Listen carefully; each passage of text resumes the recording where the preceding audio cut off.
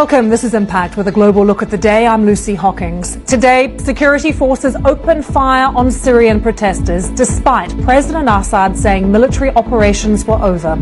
Demonstrators call today's protests signs of victory and are united in their demand for President Assad to go. A show of strength on Afghanistan's Independence Day, the Taliban launches an attack on the British Council in Kabul. More market mayhem. Europe stocks follow Asia's in a downward spiral as fears grow for the global economy. And is the Burmese government genuinely reaching out to the opposition? Aung San Suu Kyi meets the president for the first time in the capital. Our Impact headlines today.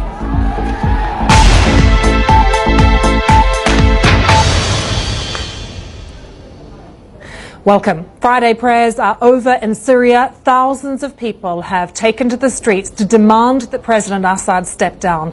Syrian activists say the security forces have opened fire. That's despite the president's assurance that military operations have stopped. We're getting different reports in from the country.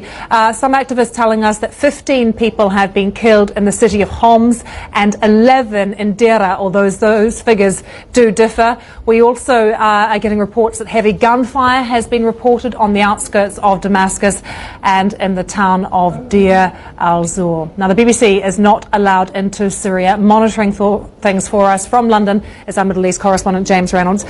James, we're getting different reports, aren't we, in from across the country. Take us through what we've seen and what we know from today so far. Well, we've looked at about 30 videos. They've been uploaded by Syrians inside Syria. They're, of course, mostly uploaded by opposition people who want to show the security presence in the streets. So we watched about 10 of those videos, and now in the last 2 or 3 hours we've seen lots of videos of demonstrations themselves. We've seen demonstrations in on the coast in Banyas. We've also seen them in Damascus, in a suburb of Damascus as well. Those death toll figures are very difficult to tell. You'd of course mentioned a figure which was 26 killed. We had another figure come to us just now saying 12 killed. An earlier figure was 6 killed. And the name of today's march is Signs of Victory. One of the things that I've been told by our Arabic speakers here is that they appear to be united, the protesters today, in what they're saying.